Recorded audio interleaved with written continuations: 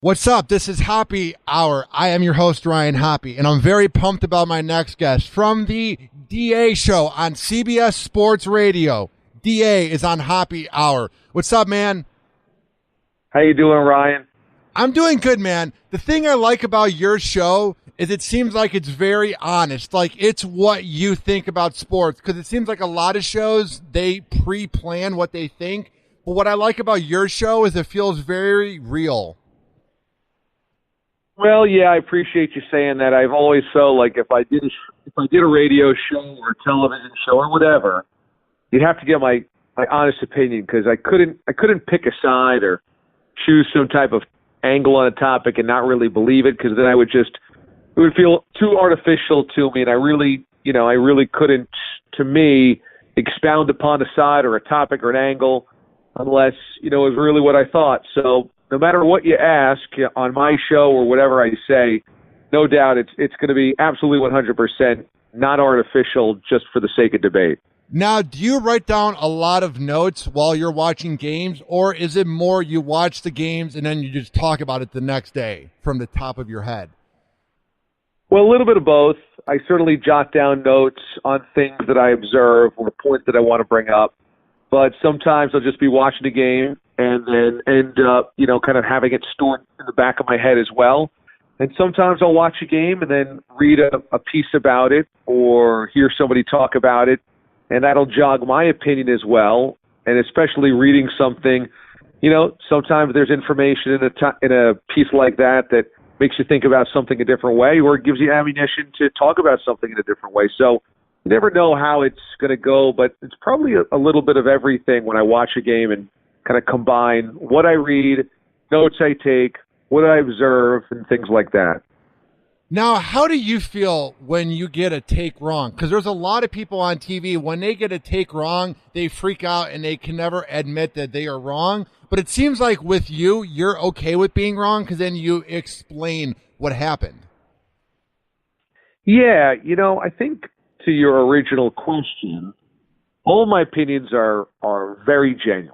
And nobody in sports talk or nobody in sports media is ever right all the time if they're giving their opinion all the time. Their honest opinion, they'll just never be 100% right. And so I've never run from being wrong. I think the only thing that I have worried about is being wrong factually. That's the type of thing that really bothers me. It eats me up when I say something on the air and it was just patently wrong because I remembered it wrong, or I just misspoke, or I had my facts mixed up. That's what really bothers me. But everybody's going to be wrong in their opinion. Nobody can be 100%, or else sports will be really predictable. So I don't get worried about being wrong, and I certainly don't run from it.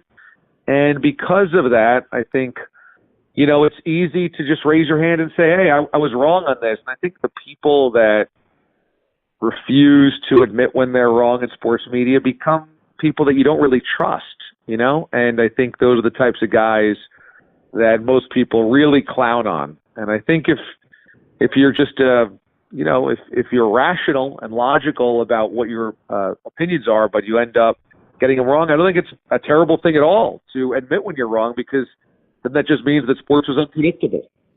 Now, do you think over time, if the refs for any league keep ruining these games, do you think there's any chance within 10 to 20 years that sports could be less popular?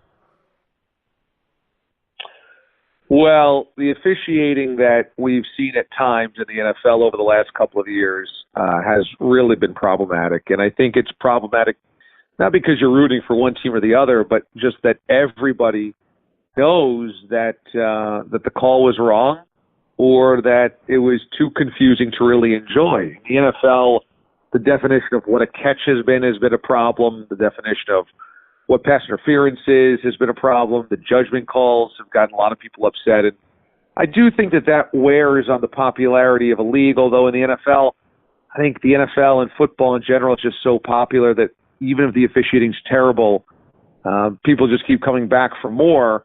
But in the NBA, officiating has been under question, under fire, and I think that's eroded some confidence in the officiating at times over NBA history. And, yeah, I think if it was consistently terrible or polarizing, or you had to really question whether there was an integrity behind the game, sure, I do think that could affect the popularity. Now, what I want to ask you is, what I like about you is when you're talking about the refs, you often say things, but you're not saying it outright. Like a lot of people will say that the league is rigged, but I like the way that you sort of say it without saying it. Yeah, I mean, I think the people that talk about certain teams having the benefit of the refs or outcomes being predetermined or the league wanting this or wanting that sometimes just seem like conspiracy theorists, and you kind of roll your eyes because, let's face it, if an entire sports league was rigged top to bottom, then it's kind of impossible to believe, considering there's so many players and coaches and media people and, front office executives and league executives. There's just too much for it to have never come out if it is truly a conspiracy theory. So I wouldn't go so far as to say that, but sometimes it certainly feels that way, and certainly I think it's sometimes where you might almost feel that way. So, I'm not going to worry too much if I toe that line, because sometimes it feels that way. Now, do you like ranting about when the refs are bad? Because I know it gives you a lot of prep for your show, but can it kind of get old where you sort of roll your eyes that that's what happens after a weekend of the NFL? Definitely, because I'm not a guy that wants to focus on the officiating. I didn't grow up loving football because I wanted, to love officiating. I don't care about the refs. I just want them to get the job right. And so ultimately I would love to come in on Mondays and not talk about officiating. That would be the best thing ever. But you have to when it's so obvious.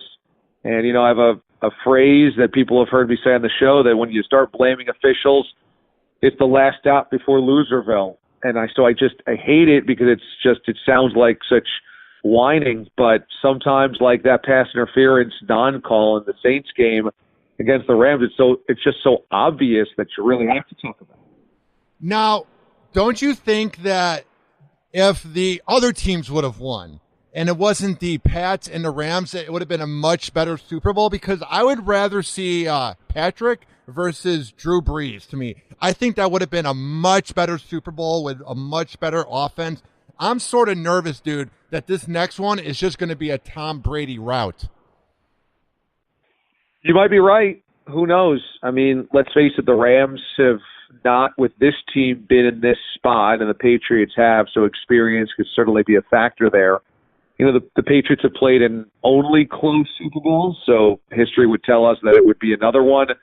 But, I think Patrick Mahomes is an MVP of the league, potentially, and what a young quarterback dynamic like him could mean for viewers really getting involved and interested, I think that would have been great. I think because a lot of people, have seen the Patriots in the Super Bowl so many times that it's not fresh, and sometimes, that curiosity of what could happen is what can really drive you. And Drew Brees obviously is somebody that everybody really respects around the NFL, and I think fans do as well. And so him getting a shot at a second Super Bowl would be pretty amazing. So, yeah, I think the Saints or the Chiefs would have been a lot of fun. But at the end of the day, it's not the matchup we got. So we just have to grin and bear it, and we'll see. My guess is Rams and Patriots at least will be close because New England always plays these tight Super Bowls. I think what hurts the most as a fan about the last weekend is it just feels like we got robbed of a very good game. There's just this weird vibe about it. It feels like this is going to be a very tainted Super Bowl where those two plays, the roughing the passer against Brady, which wasn't one, and then the pass interference, it feels like that's going to sort of be the cloud over this season, and it's very unfortunate. Maybe so. I certainly think the Rams and Saints non-call is always going to make the Rams feel like they unfairly got there, because you even have people around New Orleans and the Saints wanting the league to reverse the entire outcome of the game, and there's a lawsuit and everything. And when you have something that extreme, and everybody knows that it was a missed penalty. Everybody, even Rams fans know it was a missed penalty. The only defense you could have for the Rams is that, well, there were other opportunities to win. Then certainly that outcome feels tainted, no doubt about it. I think the Patriots and Chiefs game is a little bit different, only because that roughing the passer call didn't necessarily win the game or set up the winner for the Patriots, just extended a drive. And it was such a phantom foul. But I think if you don't like the overtime rules in the NFL, which I don't, then that's where that game feels tainted, because the Chiefs are going up and down the field in the pass defense, and then they never touch the ball in overtime. And, that's something that I believe will ultimately change as a rule in the NFL. So you might end up having two playoff games that have two outcomes that in the future would not have had those outcomes if we have new rules like challenging pass interference and like both teams touching the ball at overtime. And so, if we in the future realize, wow, games could not have ended that way, then these two AFC and NFC title games will always feel tainted. What are some of the best parts about working at Radio Row for any event? Well, when it's Super Bowl week, and that's what Radio Row almost always is, certainly there's Radio Row for other events, but Super Bowl week is really the biggest Radio Row, the original Radio Row, where all of these radio stations get together and cover the team and the games and the game itself for a whole week. Is just the history of it. I'm a huge NFL history guy, and I love the old players. I love the old games. I love the old memories of this league. And so when you go Radio Row and you have all these old Hall of Famers, all these old coaches, guys that played in the league, and I get to pick their brain and their experiences having played, there's nothing like it for me. I get the biggest kick out of that. When it's a slow news week or month, dude, like let's say after the Super Bowl, how do you find things to talk about? Because I can imagine it gets hard after a while. Yeah, it certainly does. It's the biggest challenge I think we have on my show or anywhere that sports media and sports talk reside is picking up the slack after the Super Bowl. And, I say it's a challenge in our show because I know what it's like. I've worked in so many different markets, and I know from a national standpoint as well that unless you have a winter team, whether it's basketball or hockey, that is lightning hot and crazy popular, everybody normally kind of exhales after the Super Bowl, and we just kind of go into a little bit of a sports slumber. We pick up March Madness and then the NBA playoffs and the Stanley Cup playoffs, but, it's very hard to keep the excitement after the Super Bowl going. So it's the biggest challenge, and I think it comes from making sure that your show is not built to be entertaining around the game itself. It's built to be entertaining around anything you talk about. And if you can find ways to talk entertainingly about anything, then it doesn't matter if it's Super Bowl week or if it's February 19th. You're able to do it because how you talk about things is what makes it entertaining. Do you get this rush when your show begins where when you turn on the mic, you just think about how many markets your show is on? It's interesting. I know and I recognize and I'm cognizant of how many affiliates we're on. And certainly when we plot the show, we plan the show behind the scenes. I certainly do affiliate work. I'm aware of it. But when that microphone goes on, I don't really think about who I'm talking to. I just really think about what type of show I would want to hear. And I think about if I was a listener on the other end. When you flip on the microphone, I think the easiest way to be exactly yourself is to not overthink everything that, all of your audience is listening to or thinking about, and just trying to make it a personal connection. And so after the show, before the show, the whole day, I think about the affiliates. When the microphone goes on, it's the same as if I was doing the show in Fort Myers, Florida as my first job, or whether it was in Boston or Kansas City or Miami. it's the same. I'm just talking to one person and hoping that that person connects to me. Now, how much has the show grown over the past 6 years? A lot. I'd like to think that the DNA of the show, if you will, has remained the same, that it's my honesty and it's how authentic my opinions are, and that it's a well-researched show but also doesn't take itself so seriously, admits when it's wrong, admits when it's silly, can laugh at itself, can laugh at other people, understands that it's a show and not gospel and not live or die, that it's just a show.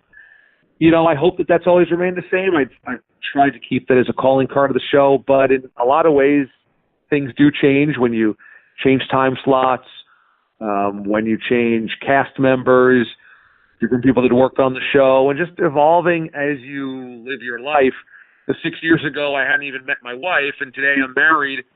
And so just your perspective changes and your life changes, so different things come out. So in some ways, everything is very similar, but in some ways, a lot of things change. Now, how did you get into sports radio? Was it by accident, or was it like one of the things where you knew you wanted to do it over time? Well, I knew that I wanted to be in sports and media. I always knew growing up, whether it was junior high or high school, that talking about sports or writing about sports was something that I really wanted to do because I loved sports. And I felt comfortable behind a microphone, and I felt comfortable writing about sports. I always felt like writing was a strength of mine. So I knew it was going to be something that I did. I just didn't know where I fit in, and I was going to try to keep all my options open, and I was going to try to keep an open mind and remain flexible. And when I got to college, I did as much as I could at the student radio station and realized, okay, radio is something that I love, and I hope that I'm getting better at it, and I think that I'm pretty good at it. But I didn't know where I necessarily fit in, maybe play-by-play, maybe it was sports talk, maybe it was something else on sports radio. And my first job was to be a producer and to do behind-the-scenes stuff and to run the board. And from there, I got to be around a show every day, and I liked how being around a show meant that you could build a following and build themes and build your opinions. And that became something that was really enticing to me. And so when they threw me in there as a fill-in host, I really liked it. And I really got a kick out of it. And I thought about ways that I would do my show if I ever had it every day. And ultimately, I pushed for that. And they gave me a daily show Monday through Friday. And that's where things took off, and I just felt really comfortable. And, I didn't envision it when I started, but I did keep it open mind, and that's where it kind of took me. Now, was there like a certain show or certain year where you began to really feel like you were getting good at it? Because when you first begin in radio, it's kind of weird, and you're trying to find your voice. So was there like a certain part of your time in radio so far where you began to see that you were getting good? Well, my first job was in Fort Myers, Florida. My first full-time job was in Fort Myers after I graduated. And I was doing a Monday night football show and a Tuesday night college football show. And it was pregame for Monday Night Football. And so for 2 hours before Monday Night Football, I would do a show for 1 hour. And then the next night I would do a college football show, and it would always be from a sports from a sports bar. And as I did this every week, some people would come out and they would hear me on the radio and hear me talking about a certain sports bar. And I said, boy, this is cool. They're listening to what I'm saying, and I'm meeting these people. And every week I could say, okay, well, I talked about this last week. Okay, I can carry it over to this week. And I started doing little things that I could use in the show regularly, and that was a thrill. But I definitely was workshopping everything and trying to see what works. And then my first full-time Monday through Friday show was also in Fort Myers, and I tried some stuff that worked, and I tried some stuff that didn't work. But again, I knew that I was kind of tinkering with the recipe of the show. And then when I got to Kansas City, I was on every day, Monday through Friday, and I would listen to my entire show after I was done on the air. I would go back and listen to all 3 hours or 4 hours, and I would listen, and I would grade out what I said, and I would think about what I talked about and how I did it, and I would edit in my mind, okay, I got to say this differently next time or approach it from this way. And I think that I really started getting good a couple of years into Kansas City, because then I was on the air every day. And I was on the air every day for 3 to 4 years. And I said, okay, I can tell I'm getting better now because I'm listening to myself so regularly. And it's obvious that now I'm satisfied with some of the things I'm saying. Oh, now I'm excited about some of the things that I'm saying versus at first I was listening and saying, no, I got that wrong, or I could do that better. So I think it was somewhere in my first 5 years or so, I kind of tell young broadcasters, year 5, I started feeling really comfortable, but I had to be on the air every single day before that to really start getting that confidence. Do you ever listen to your old shows and sort of cringe, or are you able to look back and listen in a fond way? Well, everything is fond. My entire career I've been blessed, and I feel really lucky, and I'm really happy that the career took me to where it is. And I feel like I've lived my dream, so it's never anything but fondness, but there's no doubt I listen to some old clips and I say, oh boy, my voice sounded young. Or I listen to how I might have done something and said, oh boy, that was stupid, or that was silly, and I could have done it differently. But, that's part of growing up on the air. And it's not like I was a finished product, and nobody really is when they start. So I don't beat myself too much up over it. Now, where do you want to see your show in 5 years? Well, what we're doing pretty now is very special. I sometimes have to pinch myself that I'm leading into the Jim Rome show every day on a nationally syndicated radio network. I mean, that's something that, makes me just reflect on, wow, I've come a long way from making $18,000 a year in Fort Myers, Florida doing this, or working for $100 a show in Rochester, New York when I was still in college. This is a long ways from that. So that's a pretty amazing feeling. I hope that what the show is, that it continues to be what it is now, and that is smart sports talk, my honest opinion without getting rolled up into what people in sports talk sometimes feel like they're not being authentic, or in sports media. I hope that it's authentic. I hope that it's truly of me, but I hope that it doesn't take itself too seriously. And I hope that it's, syndicated and heard nationally, or wherever the technology takes us, to where a really big audience can listen, because it's been really a thrill to be able to reach a lot of different audiences and a lot of different people in this version of the show, because it makes me feel like I'm talking to everybody instead of just a small group. Now, when you lived up in New York, did you ever get that thing called the garbage plate? I did, and Nick Tyler's garbage plate up in Rochester. Oh yeah, that's a whole lot of everything on one big plate. That's a good reference. So I worked on Rover's Morning Glory out of Cleveland, and they were syndicated up there. And dude, it was one of the things where I got it when I was drunk, and it was the most amazing thing I ever had. And then I saved some, and then the next day I tried to reheat it, and I swear it was not the same. Well, I've never had the reheated garbage plate, but I take the word for it. But as you know, when you put all of those greasy foods together, it's hard for it not to be delicious the first time around and then terrible the second time around. That town is very small, but it drinks a lot, dude. I don't even remember that night with the show. It was crazy. Well, you gotta think about it. I went to school at Syracuse, and so Rochester's about an hour and 15 minutes away, and then Buffalo is about an hour past that, and that's the blizzard belt. And so it's just dark and cold and snowing all the time. So the only thing to do for 6 months out of the year is to eat terrible food and to drink a lot of beer. Yeah, it's funny because I live in Tampa Bay and you worked in Fort Myers. Isn't it kind of weird when you move from like the cold markets and you see that people don't drink as hard when it's warm out?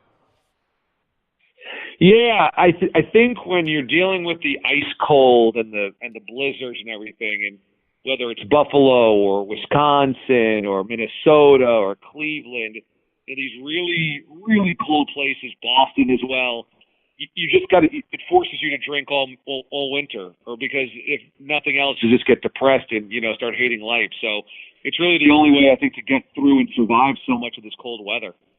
Now, why should people check out your show? Well, I'd like to think that the show itself is entertaining without you needing to be emotionally invested in the stories that we talk about. So let's take a Super Bowl, for example. Even if you're not a Patriots fan or a Rams fan, I'd like to think that when you listen to the show, it's entertaining no matter if you care about the game or not. I'd like to think that on March the 15th, whether you love Michigan State basketball or hate Duke basketball, even if that's the game we're talking about, that we can talk about it in an entertaining way, and that it'll make you laugh, it'll make you think. I always say that's the two things I hope that I get out of the show every day, that I make our audience laugh and think. So if you like doing those things, I'd like to think you'd like the show. Now, where can people find the show? We're on across the CBS Sports Radio Network, so if you have a CBS Sports Radio affiliate in your town or in your area, you can listen to us there 9 until noon Eastern Time. Also on Sirius XM Channel 206, or we're available on apps and on your phone and on streaming on radio.com and Apple Music. So just search me, and if you want to check me out on Twitter at DA on CBS, you'll be able to follow me. And I've got the list every morning of how you can listen or watch the show. Well, dude, keep up the good work. I like hearing your takes every morning, so it's been a lot of fun having you on the show. My pleasure, man. Thanks for asking me, buddy. Happy Hour. Happy Hour.